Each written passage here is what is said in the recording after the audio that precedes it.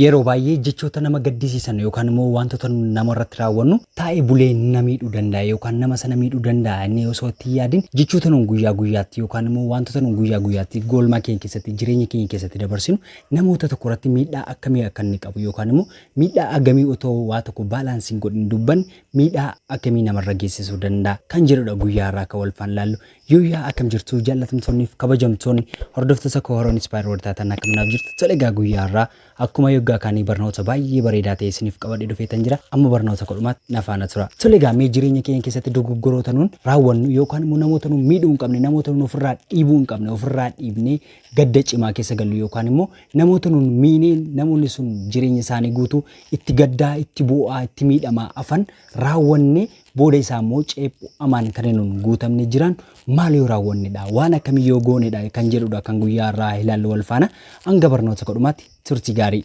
tolega mee seenaa tokko haa eegallu mucaan xiqqaan tokko jira ture mucaan kun haarii isaa to'achuu hin danda'u ture yeroo kanatti haarii isaa kanaan baay'ee miidhama ture yeroo kanatti abbaan isaa mucaa isaatiin korojoo yookaan immoo baattuu bismaaraa itti laatee yaa mucaa koo yoggaa hartutti yookaan miirri haarii yoggaa sitti dhagaamutti deemiitii dallaa sanatti bismaara kana rukkuti jedhee bismaara sana laatee fi mucaan kun illee guyyaa jalqabaatti bismaara 37dha kan inni itti rukkutee oolee gaafa guyyaa lammeeffaa akkasuma bismaara muraasa rukkutee oolee akkasuma gaafa guyyaa sadiiffamoo bismaara muraasa rukkutuu danda'e jechuudha. Mucaan kun yeroo muraasaa booda haarii isaa kana to'achuu danda'e yookaan immoo haarii isaa sana kontirool gochaa deeme kan guutummaa guututti guyyoota muraasaa booda immoo haarii isaa sana to'achuu danda'e jechuudha. Yeroo kanatti dhagaa abbaa isaatiin deemee yaa abbaa koo wanta tinaalaatti kun baay'ee na fayyadee jira yookaan immoo baay'ee na jijjiiree jira kanaaf immoo bu'aa guddaa irraa argadheen jira jedhe yeroo kanatti dhagaa abbaan tole mucaa koo namatti tola amma wanta gooti kana wal faana deemnee ilaallu yookaan immoo kootu deemiiti yoo siif danda'ame dallaa sanatti bismaara rukkute yookaan immoo mizmaarota sana deemiiti irraa buqqaasi jedhe ajaje mucaa isaatiin. Mucaan illee tole abbaa koo jedhee erga irraa fudhatee deemee booda daqiiqaa muraasaa booda bismaara sana guutummaa guututti irraa buqqaasee dhufe abbaa koo kun akkuma tinaan jette bismaara sana irraa buqqaasee dhufee hin jira yoggaan jedhutti tole gaa arga akkas ta'eeti kotuu iddee dallaa sanaa deemnee ilaallu jedhe tole jedhee mucaan illee gammachuu guddaatiin waan haarii isaa to'achuu dandeef gammachuu guddaan fiigee dhaqe yeroo kana mucaa koo dallaan kun akka duraadhaa jedhe gaafate yeroo kana lakkii abbaa koo qaawwa baay'ee godhateera jedheen abbaan illee kanaafidha mucaa koo haarii kee to'achuu hin dandeessu taanaan namoota baay'ee waraanuu dandeessa namoota baay'ee keessa cirracha kaa'uu dandeessa yookaan namoota baay'ee miidhuu dandeessa dhiifama gaafachuu dandeessa dhiifama gaafachuun keessuun garuu madaa sana yookaan immoo waraansa sana keessaa balleessuu hin danda'u irra deddeebitee dhiifama nama kamiinuu irra deddeebitee gaafachuu dandeessa dhiifama gaafachuun keessuun garuu madaa keessa isaanii jiru yookaan immoo miidhama keessa isaanii sana jiru fooyyessuu hin danda'u kanaaf immoo haarii keessa yoggaa galtutti yookaan yoggaa miira keessa galtutti haarii keessa na to'achuuf wanta ati gochuu qabdu of taragaaggeessuudha yookaan immoo of tasgabbeessuudha hanga kanan goonetti nama kamiinuu dhimmeeta akka boolla kanaadha erga miitee booda dhiifama gaafachuun kee nama sanaaf jireenya isaa irratti waan jijjiiru tokko illee hin qabu. Kanaafuu otoo waan sana hin balleessin dura jalqaba itti yaaduu raawwadhu. Yoo itti yaaddee raawwatte yookaan immoo yoo haarii kee to'achuu dandeesse waan barbaadde raawwachuu dandeessa. Galma barbaadde ga'uu dandeessa. Waan barbaadde kee jijjiiruu dandeessa. Kanaaf immoo haarii kee to'adhu. Ati erga waan barbaadde dubbatte yookaan erga waan barbaadde goote namoota naannoo kee irra jiran erga miitee booda dhiifama gaafachuun kee waan jijjiiruu tokko hin qabu jedhee deebiseef mucaan illee jecha abbaa isaarraa barnoota abbaa isaarraa kanarraati waan baay'ee baratee bira darbe. Tole gaa nuti illee jireenya keenya keessatti guyyaa guyyaatti jireenya jiraannu keessatti wanta dabarsinu keessatti namoota meeqa ofirraa dhiibnee namoota nuuf malan namoota nu jaallatan namoota iddoo guddaa nuuf qaban namoota nu malee jiraachuu hin dandeenye namoota jaalala dhugaa nu jaallatan namoota meeqadha kan nuun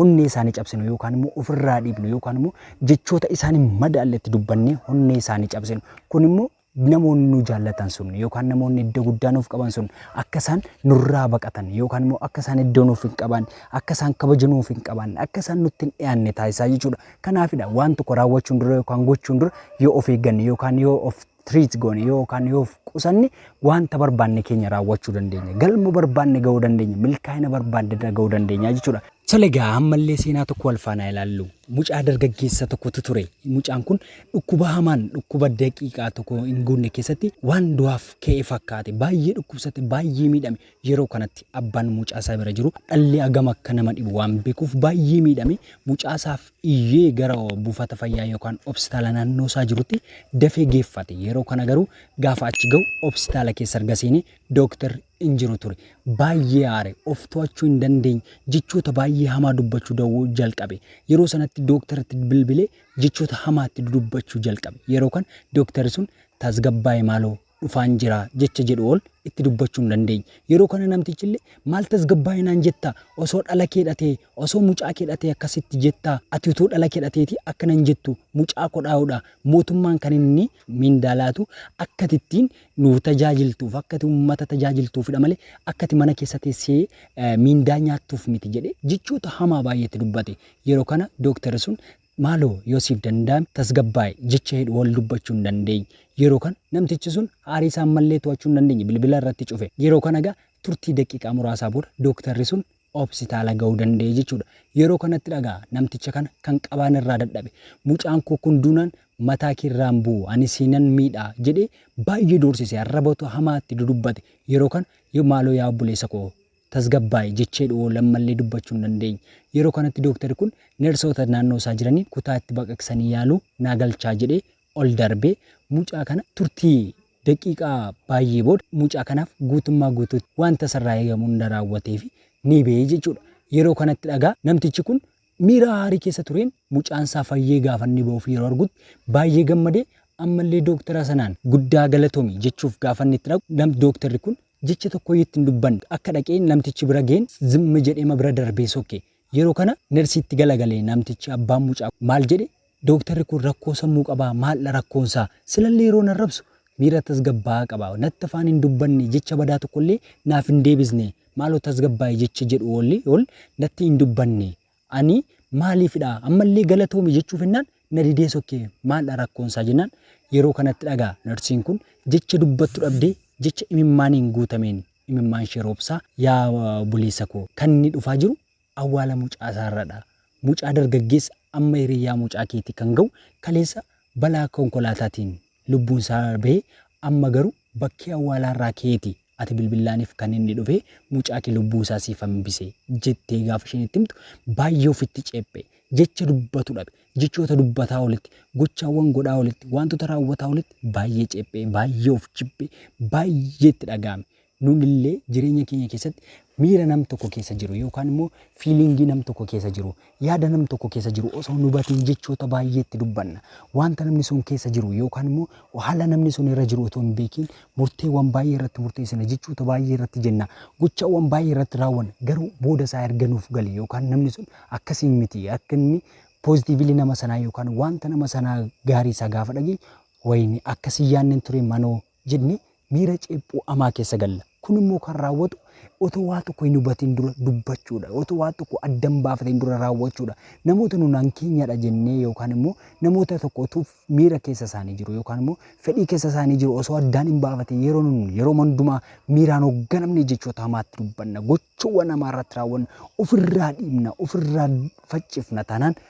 jireenya isaa keessatti namni sun abdii sirraa kutata sirraa baqachuu murteessa sirraa achachuu barbaada waan ta'eef jireenya kee keessatti waan si gaabbisiisu raawwachuu keen dura itti yaadi yoo itti yaadde raawwatu wanta gaabbiirraa bilisa si baasudha waan ta'eef tasuma nama jaallattu yookaan nama naannoo keerra jiru osoo hin dubbatiin dura itti yaadi akka nama sana hin dhabneef. Tole egaa guyyaa irraa barnoota baay'ee bareedaa akka ta'e abdii guddaan qaba. Yoo isinitti tole ta'e laayik sheer sabskiraayib gochuun maatii keenya ta'a barnoota biraan hanga walitti deebinutti turtii gaarii.